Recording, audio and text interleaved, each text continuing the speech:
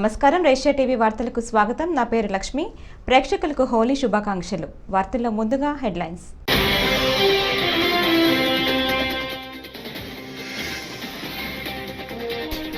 తెలుగు రాష్ట్రాల్లో అంబరాన్నంటిన హోలీ సంబరాలు. ప్రజలకు సీఎం జగన్ శుభాకాంక్షలు.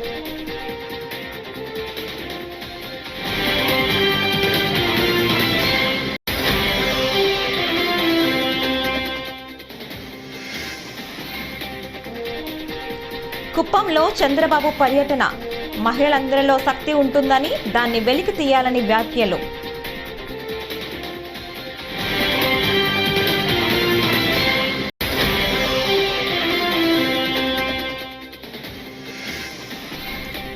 విజయవాడ పశ్చిమ జనసేన ఉమ్మడి ఎమ్మెల్యే అభ్యర్థిగా తననే కేటాయించాలంటూ పోతిన మహేష్ నిరాహార దీక్ష.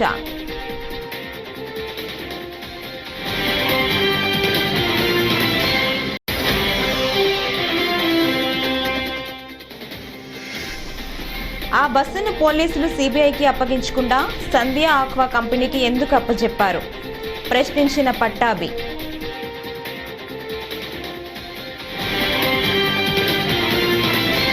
వార్తల్లో ముందుగా, టీడీపీ అధినేత చంద్రబాబు తాను ప్రాతినిధ్యం వహిస్తున్న కుప్పం నియోజకవర్గంలో 2 రోజుల పర్యటనకు వచ్చారు. ఇవాళ కుప్పంలో మహిళలతో ముఖాముఖి సమావేశం అయ్యారు.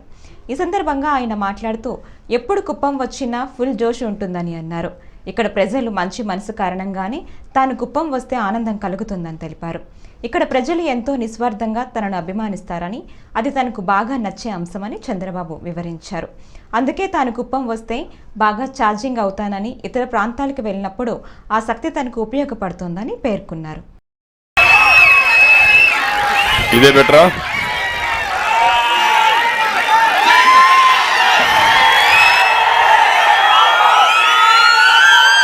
ఓకేమా. CM CM CM CM CM CM CM CM CM. Thank you.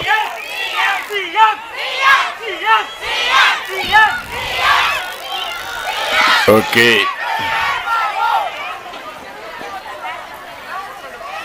నాకు ప్లీజ్ తమ్ముళ్ళు, ఈరోజు కుప్పంలో మా చెల్లెల్ని అక్కల్ని చూస్తూ ఉంటే, అక్క చెల్లెళ్ళు చూస్తూ ఉంటే నాకు పాత రోజులు జ్ఞాపకం వస్తున్నాయి. డాక్రా సంఘాలు పెట్టినప్పుడు కొత్తల్లో ఇదే మాదిరిగా మీటింగ్లు పెడితే కొన్ని వేల మంది, లక్షల మంది మీటింగ్లకు వచ్చినప్పుడు ఆ రోజు ఏ ఉత్సాహం కనపడిందో దానికంటే ఎక్కువ ఉత్సాహంగా ఉన్నారు. దీనికి మనస్ఫూర్తిగా నా ఆడబిడ్డలందరికీ అభినందనలు, శుభాభినందనలు. ఈరోజు వేదిక పైన ఎంపీ అభ్యర్థి దగ్గుమల్ల ప్రసాదరావు గారు, ఆయన బాగా చదువుకుని ఉన్నతమైన పదవుల్లో రాణించి ఈరోజు ప్రజలకు సేవ చేయాలనే ఉద్దేశంతో వారు రాజకీయాలకు వచ్చారు. వారిని గట్టిగా విజయవాడ పశ్చిమ నియోజకవర్గం జనసేన టీడీపీ బీజేపీ ఉమ్మడి ఎమ్మెల్యే అభ్యర్థిగా తననే కేటాయించాలంటూ జనసేన పార్టీ నగర అధ్యక్షులు పోతిన మహేష్ కుటుంబ సభ్యులతో కలిసి సోమవారం నిరాహార దీక్ష చేపట్టారు. అనంతరం ఆయన మీడియాతో మాట్లాడారు. రాజధాని ప్రాంతంలో జనసేన ఉనికి ఉండాలంటే విజయవాడ పశ్చిమ నియోజకవర్గ సీటు తనకే ఇవ్వాలని అన్నారు. గతంలో అనేక సార్లు పవన్ కళ్యాణ్ కూడా తనకు హామీ ఇచ్చారని మరోసారి ఆయన గుర్తు చేశారు. విజయవాడ పశ్చిమ నియోజకవర్గ అసెంబ్లీ సీటుని మరి కూటమిలో భాగంగా జనసేన పార్టీ తరఫున ఖచ్చితంగా నాకే కేటాయించాలని పవన్ కళ్యాణ్ గారికి విజ్ఞప్తి చేస్తూ ఉన్నా. మరి అనేక సందర్భాల్లో కూడా పవన్ కళ్యాణ్ గారు కూడా నేను తెలియజేశా, సార్ పశ్చిమ నియోజకవర్గంలో పార్టీని క్షేత్రస్థాయిలో బలోపేతం చేశాం, డివిజన్ కమిటీలు వేసాం, బూత్ కమిటీలు పెట్టాం, మహిళా కమిటీలు నియామకం చేశాం, ఎన్నికలకి పూర్తి స్థాయిలో సన్నద్ధమయ్యాం. మనం ఈ సీటు మనకిస్తే ఖచ్చితంగా రాజధాని ప్రాంతంలో జనసేన పార్టీ ఉనికి ఉంటుంది, జనసేన పార్టీ జెండా రెపరెపలాడుతుంది, మనకి ఖచ్చితంగా గుర్తింపు ఉంటుంది అనేటువంటి విషయాన్ని కూడా అనేక సందర్భాల్లో తెలియజేశా. అందుకే స్థానిక సంస్థల ఎన్నికల్లో కూడా చాలా బలంగా పోటీ చేశాం, బ్రహ్మాండమైనటువంటి ఓట్ బ్యాంక్ సాధించాం. చిన్న చిన్న పొరపాట్ల వలన పశ్చిమ నియోజకవర్గంలో దగ్గర దగ్గర 8-9 స్థానాలు కోల్పోవడం కూడా జరిగింది. మేము పవన్ కళ్యాణ్ గారికి ఒకటే విజ్ఞప్తి చేస్తున్నాం, పొత్తులో భాగంగా పశ్చిమ నియోజకవర్గ సీటుని మరి ఎన్నికల తర్వాత పార్టీని చాలామంది వదిలేశారు. ఇబ్బందుల్లో పార్టీకి ఎవరు లేరు. మరి నేను విజయవాడ లాంటి నగరంలో నేను ఇక్కడే నిలబడ్డా. ఈ పార్టీ జెండా పట్టుకొని అన్ని పోరాటాలు చేశా. పార్టీ కష్టకాలంలో నిలబడ్డా. కాబట్టి ఖచ్చితంగా పోతిని మహేష్ అనే నాకు సీట్ ఇవ్వడమే న్యాయం, ధర్మం అని కూడా పవన్ కళ్యాణ్ గారికి ఈ సందర్భంగా విజ్ఞప్తి చేస్తున్నా. నేను ఇక్కడ రాష్ట్రంలోని అన్ని రాజకీయ పార్టీలు కలిసి రాష్ట్రాన్ని డ్రగ్స్కు అడ్డాగా మార్చేస్తున్నారని ఏఐవైఎఫ్ కార్యదర్శి పి రాజేంద్ర ప్రసాద్ ఆగ్రహం వ్యక్తం చేశారు. విజయవాడలో ఆదివారం ఏర్పాటు చేసిన విలేకరుల సమావేశంలో మాట్లాడుతూ ఎన్నికలు సమీపిస్తున్న వేళ విశాఖపట్నంలో 25,000 కేజీల డ్రగ్స్ దొరకటం జరిగిందని అన్నారు. రాష్ట్రంలోని రాజకీయ పార్టీలు ఒకరిపై ఒకరు విమర్శలు చేసుకోవటం తప్ప తమకు సంబంధం లేదని చెప్పటం లేదన్నారు. ఆంధ్రప్రదేశ్ రాష్ట్రంలో ఉన్నటువంటి రాజకీయ పక్షాలన్నీ కలిసి ఆంధ్రప్రదేశ్ రాష్ట్రాన్ని డ్రగ్స్కి కేర్ ఆఫ్ అడ్రస్గా మార్చాయి. సార్వత్రిక ఎన్నికలు నెల రోజుల్లో సమీపిస్తున్నటువంటి నేపథ్యంలో 3 రోజుల క్రితం విశాఖపట్నం కేంద్రంగా సుమారు 25,000 కేజీల డ్రగ్స్ పట్టుబడినటువంటి పరిస్థితులు మనం కల్లారా చూసాం. రాజకీయ పార్టీలుగా ఉన్నటువంటి బీజేపీ, వైసీపీ, టీడీపీ ఒకరిమైన ఒకరు మాది కాదంటే మాది, మాది కాదంటే మాదని ఒకరిమైన ఒకరు చెప్పుకునేటువంటి పరిస్థితి తప్ప ఆ పార్టీలకు సంబంధించినటువంటి అధ్యక్షులు కానీ పార్టీలకు సంబంధించినటువంటి నేతలు కానీ ఈ రోజుకి కూడా 3 రోజులు గడుస్తున్నారు. మీడియా ముందుకు కానీ అదేవిధంగా బయటకు వచ్చి కానీ మాకు సంబంధం లేదు, మా పార్టీకి సంబంధం లేదని చెప్పలేకపోతా ఉండడమే దీని బలం చేకూరుస్తుందని చెప్పేసి విద్యార్థి యువజన సంఘాలుగా మేము అభిప్రాయపడతా ఉన్నాం. ఆంధ్రప్రదేశ్ రాష్ట్రాన్ని ఈ ప్రభుత్వం, వైసీపీ ప్రభుత్వం వచ్చిన తర్వాత మత్తు పదార్థాల కేర్ ఆఫ్ అడ్రస్గా మార్చడంతో పాటుగా యూనివర్సిటీలు, విద్యా కేంద్రాలు కేంద్రంగా గంజాయి వాడకాన్ని ఎక్కువగా చట్టబద్ధత కల్పించినటువంటి పరిస్థితి ఉంది. గత 6 నెలలు 7 నెలల క్రితం విజయవాడ కేంద్రంగా పెద్ద ఎత్తున డ్రగ్స్ రాకెట్ బయటపడినటువంటి పరిస్థితి. ఎన్నికలు నెల రోజులు ఉన్నటువంటి నేపథ్యంలో వైజాగ్ కేంద్రంగా ఈరోజు 25,000 కేజీల డ్రగ్స్ పట్టుబడినటువంటి నేపథ్యంలో రాష్ట్ర వ్యాప్తంగా రానున్నటువంటి ఎన్నికల్లో మత్తు పదార్థాలని యువతకి, ప్రజలకి ఆశ చూపి ఎన్నికల్లో అది రానున్నటువంటి ఎన్నికల్లో ఓట్లు వేయించుకో. విశాఖ డ్రగ్స్ వ్యవహారంలో సంధ్య ఆక్వా ఎక్స్పోర్ట్ కంపెనీ పేరు ప్రముఖంగా వినిపిస్తోంది. అయితే సంధ్య ఆక్వా కంపెనీకి చెందిన బస్సు ఒకటి గత 3 రోజులుగా కాకినాడ జిల్లా కొత్తమూలపేట సేజ్ కాలనీలో నిలిపి ఉంచడం కలకలం రేపింది. ఈ బస్సును తనిఖీ చేసిన పోలీసులు అందులో కంపెనీకి చెందిన పలు ఫైళ్లు ఉన్నట్లు గుర్తించారు. అనంతరం ఆ బస్సును కంపెనీకి అప్పగించారు. దీనిపై టీడీపీ జాతీయ అధికార ప్రతినిధి పట్టాభి తీవ్ర స్థాయిలో స్పందించారు. ఆ బస్సును పోలీసులు సిబిఐకి అప్పగించకుండా సంధ్య ఆక్వా కంపెనీకి అప్పగించడం పలు సందేహాలకు తావితీస్తోందని అన్నారు. అందరికీ నమస్కారం. విశాఖపట్నం డ్రగ్ కంటైనర్ వ్యవహారం ఎంత పెద్ద సంచలనం సృష్టించిందో మనందరికీ తెలుసు. గత 4-5 రోజులుగా ఇంకా అనేక రకాలైనటువంటి వాస్తవాలు బయటపడుతూనే ఉన్నాయి. దీని వెనక ఎవరుండి ఈ వ్యవహారం అంతా నడిపిస్తూ ఉన్నారో, ఈ సంధ్య ఆక్వా ఎక్స్పోర్ట్స్ కంపెనీ యజమానులకి వైఎస్ఆర్ కాంగ్రెస్ పార్టీ పెద్దలకు ఉన్నటువంటి సంబంధాలు ఏంటో అనేక ఆధారాల ద్వారా బయటపడుతూనే ఉన్నాయి. విజయసాయిరెడ్డి వ్యవహారం కానివ్వండి, వైసీపీ నాయకత్వానికి సంబంధించి జరిగినటువంటి వ్యవహారాలు కానివ్వండి, ఆ రోజున విశాఖపట్నం పోర్టులోకి ఆగమేఘాల మీద పోలీస్ అధికారులు చేరుకుని మరి అక్కడ ఉన్నటువంటి సిబిఐ వారు చేస్తున్నటువంటి పనికి అడ్డు తగిలేటటువంటి ప్రయత్నాలు చేయటం కానివ్వండి, ఇవన్నీ చూసిన తర్వాత ఇప్పటికే ప్రజలందరికీ చాలా స్పష్టంగా అర్థమైంది. గత 5 సంవత్సరాల కాలంగా రాష్ట్రాన్ని గంజాయికి, డ్రగ్స్కి ఏ రకంగా ఒక పెద్ద అడ్డాగా మార్చాడో ఈ రాష్ట్ర ముఖ్యమంత్రి జగన్ రెడ్డి, ఎంతమంది ప్రాణాలని బలిగొంటా ఉన్నాడో. విశాఖపట్నం పోలీస్ కమిషనరే తమ రాజకీయ ఎదుగుదలను చూసి ఓర్వలేక కొన్ని పత్రికలు తమపై అవాస్తవాల ప్రచారం చేస్తున్నాయని విజయవాడ వైసీపీ ఎస్సీ సెల్ నాయకులు బెజ్జం రవికుమార్, మైనార్టీ నాయకులు షేక్ నాగుల్, మీరా మండిపడ్డారు. విజయవాడలో సోమవారం వారు మీడియాతో మాట్లాడారు. స్నేహితుల మధ్య జరిగిన నగదు లావాదేవీలపై అపవాదులు సృష్టించడం ఎంతవరకు న్యాయమని ప్రశ్నించారు. పరువు నష్టం దావా కూడా వేస్తామని చెప్పారు. మా మధ్య ట్రాన్సాక్షన్, మా ఫ్రెండ్స్ మధ్య ట్రాన్సాక్షన్ కూడా తీసుకొని అపవాదులు సృష్టించడం ఎంతవరకు న్యాయం? చాలా బాధ కలిగిస్తుంది. ఎస్సీలుగా పుట్టడం మా నేరమా అనేలాగా మీరు చేస్తున్నారు. ఎస్సీలుగా మేము రాజకీయంగా ఎదగటం ఇష్టం లేదా మీకు? ఈ విధంగా మా ఫ్రెండ్స్ మధ్యలో ఉన్న ట్రాన్సాక్షన్ తీసుకొచ్చి అపవాదులు సృష్టించడం ఎంతవరకు న్యాయం? ఈ సెంట్రల్ నియోజక ప్రజలు అందరూ గమనిస్తున్నారు. మీరు చేసే ప్రతి పని తప్పుడు కథనాలు సృష్టించడం ఎంతవరకు న్యాయం? కాబట్టి ఈ సెంట్రల్ నియోజకవర్గ ప్రజలుగా నేను ఒక ఎస్సీ నేతగా నేను చెప్తున్నాను, ఇందుట్లో మాకు ఎటువంటి ప్రమేయం లేదు. ఇది పచ్చ మీడియా చేస్తున్నటువంటి కథనం. ఈ పార్టీగా ఎదుర్కోలేక పెద్దవాళ్లతో కొట్లాడలేక ఎస్సీల మీద మైనార్టీల మీద బురద చల్లి పబ్బం గడుపుదామని చూస్తున్నారు. ఇది న్యాయం కాదు. దీని మీద ఎట్టి పరిస్థితుల్లో నేను పరువు నష్టం దావా వేయబోతున్నానని సభాముఖంగా తెలియజేస్తున్నాను. మీ పేరు డిసిక్? నా పేరు బెద్దం రవికుమార్, విజయవాడ నగర ప్రధాన కార్యదర్శి.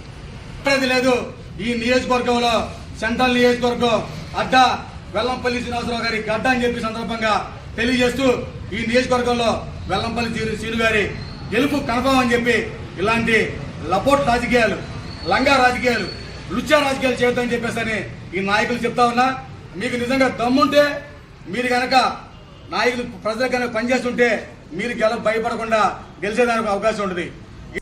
తిరుపతి టికెట్ జనసేన అభ్యర్థి శ్రీనివాసులకి కేటాయించడంపై మాజీ ఎమ్మెల్యే సుగుణమ్మ సోమవారం తిరుపతిలో తీవ్ర అసంతృప్తి చెందారు. టీడీపీ కోసం అహర్నిశలు పనిచేసిన తనకు టికెట్ ఎందుకు ఇవ్వలేదంటూ బోరున విలపించారు. ఎక్కడి నుంచో వచ్చిన వారికి మద్దతు ఇవ్వమంటే నేను అంగీకరించిన కేడర్ ఒప్పుకోవటం లేదు. తిరుపతి అభ్యర్థిపై పునరాలోచించాలని, ఇండిపెండెంట్గా పోటీ చేసే ఆలోచన లేదని స్పష్టం చేశారు.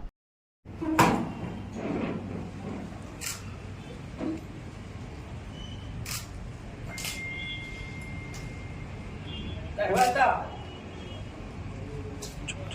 2019లో కూడా మరి నేను పడినటువంటి కష్టానికి, నేను చేసినటువంటి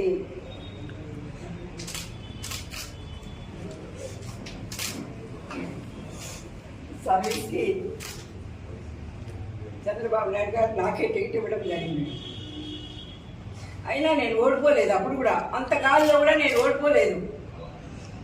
13 రౌండ్లలో కూడా నేను 3000 మెజార్టీతో నిలిచాను.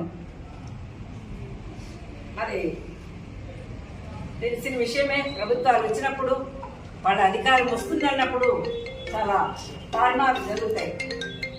అలాంటి తారుమారికి నేను బలైపోయాను.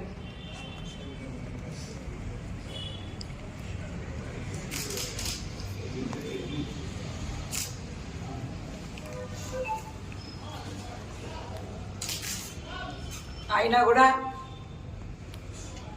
నేను మరుసటి రోజు నుంచే ప్రజల్లో ఉండి, మనం వచ్చింది రాజకీయాలకి ప్రజల కోసం వచ్చాం. సో ఆ ప్రజలకి ఎప్పుడు మనం అండగా ఉండాలి, నిరుత్సాహపడకూడదని నేను ఆ రోజు నుంచి ఈ రోజు వరకు కూడా యాజ్ ఆన్ టుడే నేను ప్రజల కోసం ప్రజల్లోనే ఉంటాను. మా ఇల్లు ఎప్పటికీ కూడా తలుపులు తీసే ఉంటాయి. ఎవరికి సహాయం కావాలన్నా కూడా నేను వారికి అందుబాటులోనే ఉంటాను. నేను ఎమ్మెల్యే అయినా కాకపోయినా. కాబట్టి నేను చెప్పేది ఒకటే, ఈరోజు మేము కోరేది ఒకటే, సరే కూటమికి ఇచ్చేసామని చెప్పారు, బాగానే ఉంది. మనం అందరం కూడా మరి మన ఒకే ఒక అభిప్రాయం, మన రాష్ట్రానికి ప్రజాస్వామ్యాన్ని పరిరక్షించబడాలి, అదేవిధంగా రాష్ట్రంలో సుపరిపాలన రావాలని మనం అందరం కూడా ఒక మంచి నిర్ణయం తీసుకున్నాం. ఆ నిర్ణయానికి ఎవరైనా మంగళగిరిలో నారా లోకేష్ను ఓడించడానికి 500 కోట్లు దాచారని టీడీపీ నేత బుద్దా వెంకన్న ఆరోపించారు. లోకేష్ను ఓడించడానికి ఒక్కో ఓటుకు 30,000 పంచేందుకు సిద్ధమయ్యారని విమర్శించారు. లోకేష్ అంటే వైసీపీ ప్రభుత్వానికి భయమని, అందుకే ఆయన వాహనాన్ని అడుగడుగునా తనిఖీ చేస్తున్నారని దుయ్యబట్టారు. పోలీస్ ఎస్కార్ట్తో సాక్షి వాహనాల్లో రాష్ట్రమంతటా డబ్బును పంపిణీ చేస్తున్నారని చెప్పారు. ప్రజల నుంచి దోచుకున్న డబ్బును ఇప్పుడు జగన్ పంచుతున్నారని అన్నారు. కొలిచి రాష్ట్రం బాగుండాలి, మేము బాగుండాలి, ముఖ్యంగా మా ఒంటిమిట్టలో శాంతి భద్రతలు బాగుండాలని ఒంటిమిట్ట ప్రజలందరూ కూడా నిద్రాహారాలు మాని శ్రీరాముడి భజన చేసి అక్కడ శ్రీరాముడికి ఎన్నో సేవలు పూజలు చేసినటువంటి ఒంటిమిట్ట సాక్షాత్తు కడప జిల్లా జగన్మోహన్ రెడ్డి సొంత జిల్లా. ఆ జిల్లాలో ఉన్నటువంటి ఒంటిమిట్ట. ఆ ఒంటిమిట్టకి శ్రీరాముడు ఒక రాజులాగా ఉన్నాడు. అక్కడ శ్రీరాముడిని కూడా, శ్రీరాముడి ఆలయం ఉన్న దగ్గర కూడా వైసీపీ నేతలు ఎవరిని వదలట్లా. అంటే దేవుడన్నా లెక్కలేదు వీళ్ళకి, ముఖ్యమంత్రి అన్నా లెక్కలేదు. ఎందుకంటే ముఖ్యమంత్రి అంటే లెక్కలేదంటే ముఖ్యమంత్రి ఆధ్వర్యంలోనే జరుగుతున్నాయి కాబట్టి. మనం ఒక 5-6 నెలల క్రితం అనుకుంటా కర్నూలులో ఒక కుటుంబం వైసీపీ చేసే అరాచకాలకి కుటుంబం రైలు కింద పడి ఆత్మహత్య చేసుకుంది.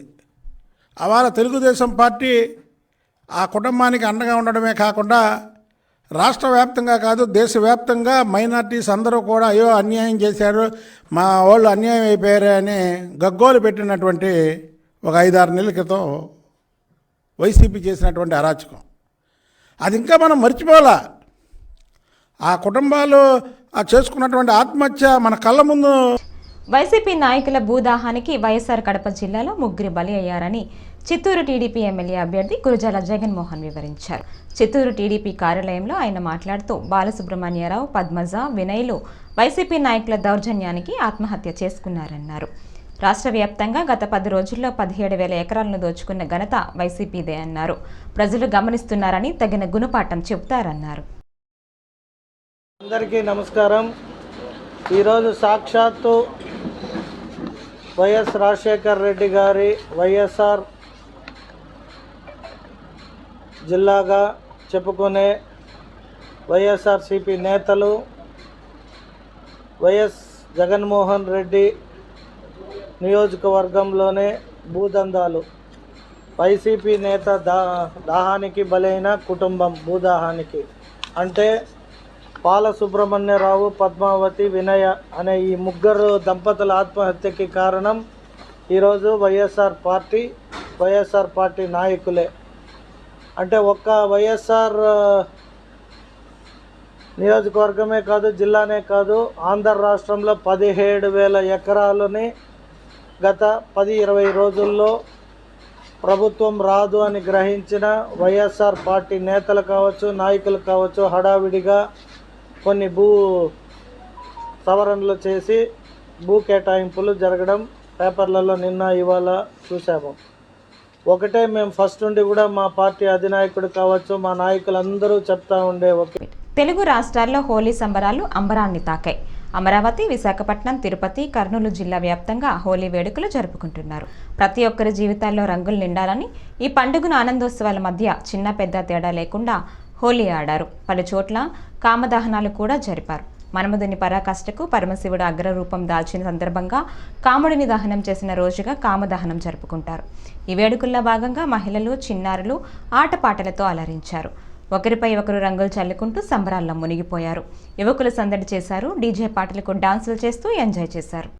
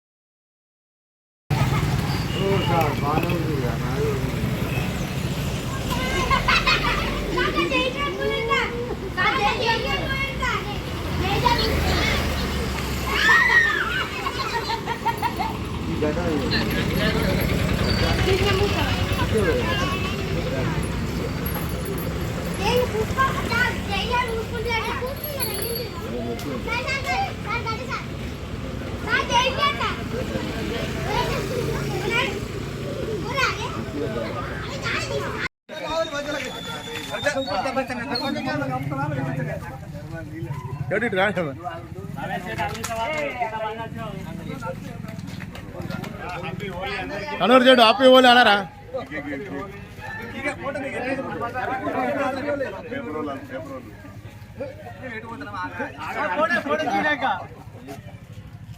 ఒకసారి ఉండండి, మళ్ళీ ఒక ఫోటో కొట్టి ఒకటి మంచి పేపర్ అవుతారు. మరి ఈరోజు దేశమంతటా మారువడి యూత్ ఆధ్వర్యంలో హోలీ సంబరాలు జరుగుతున్నాయి.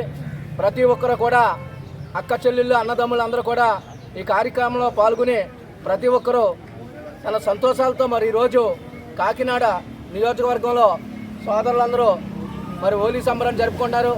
ప్రతి ఒక్కరు కూడా ఆయురారోగ్యాలతో మరి ఈ హోలీ సంబరాన్ని సోదరులు ముందు ముందు మరి ఎన్నో కార్యక్రమాలు చేస్తూ కూడా జరుపుకోవాలని కోరుకుంటూ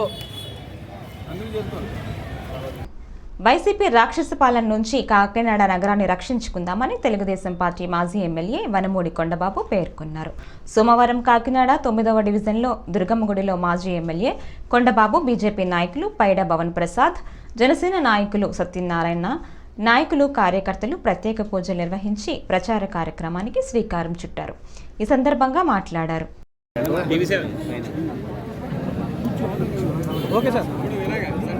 అందరికీ నమస్కారం. మరి ఈరోజు కాకినాడ సిటీ ఈరోజు